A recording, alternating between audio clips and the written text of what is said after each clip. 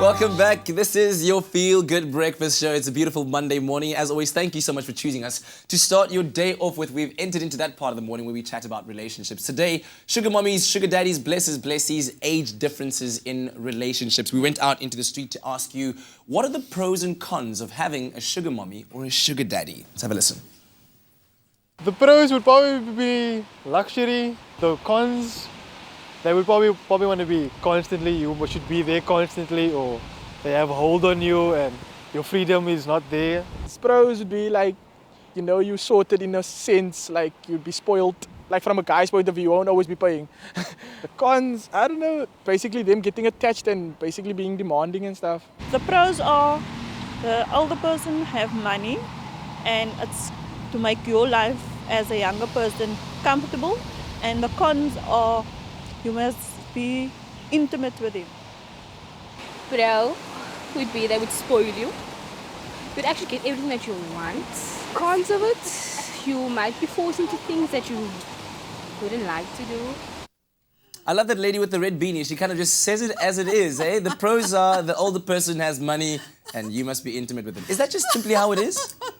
Dr. Eve? I love the honesty around it. Yeah, is that what it is? I don't want to have this intimacy, but I'm willing to take his money around, and this is pretty cool. That's exchange. This is what they understand, and women get it. You know, the men didn't really go there, but women get to understand that this is what I have to exchange. I have my gift on my body, and this is something that I know men want, which I think is so insulting to men, because not every man is going to want to pay to be sexual or to be intimate with somebody. We see other things. I mean, men see other values in women, of course. But this is a specific exchange, which is intimacy versus money and what she called comfortability. One of the men said comfort. Let's talk real things right now, because I want to specifically speak to the ladies out there, the young ladies out there that are putting themselves into this dangerous position, and maybe perhaps young men as well, but I'm thinking more in the line of Women's Month. But what are the dangers of making yourself financially dependent on this person who does call the shots and can say, well,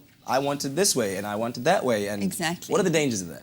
Okay, so we've got two things that stand right out. The first one is around the sexual health issues, in that the older man, we are going to talk older man to younger woman, he is probably married, or if he's not married, then he's going to be having opportunity to be sexual with other women, intimate with other women, or he has a longer history of intimacy with other women, which means that he already has risks because he's had multiple partners, and if he's not been safe for sex, then of course he's at risk. So she carries that risk being intimate with him, where she may put herself more at risk. She has a higher risk she's between the ages of 15 and 24 years old in our country of contracting any kind of sexual health disease. So that's the number one risk that's going to be there. You spoke earlier on about the Minister of Health laying emphasis on this, saying there's going to be some form of intervention posed. Why now? You were saying earlier on there is a bit of an importance to be laid on why are we talking about this right now? So this is something which has always happened. And in fact, if you think back to families, and they still do, and it's illegal throughout the world, to set up child brides, for example, where you've got a younger girl of 11 and 12 years old who is being married off to somebody who's much older. It's changed in that it was a transaction that happened then between individuals, where a younger woman would say, I need to get through university, for example, and so I'm needing some cash because my parents can't afford it. I didn't get a bursary. And so there are older men who are available to be able to give the cash or the status of the car or the credit card.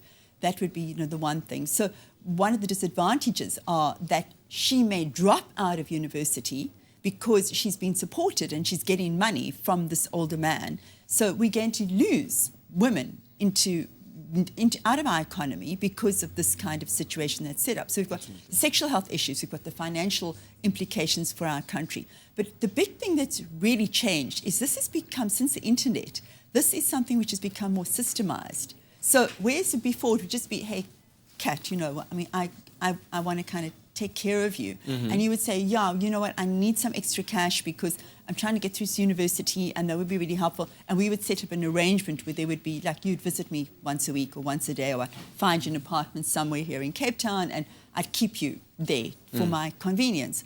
Now it's changed because we've got the internet. So there are websites that commercializing of this. Exactly. That are promoting this and saying this is something which is available, and it's like a dating site. Wow. So it's an upfront negotiation, but because it's online, more people are being reached, and it's almost been institutionalized. My goodness. Well, yeah. That line is still open, 083-913-3728. If you have any comments to offer or you've got questions to ask regarding our relationship topic today, we'll get back to Dr. Please do. Eve on the hot seat very shortly. Right now, let's head on over to the kitchen. Straight on, wat gaan aan?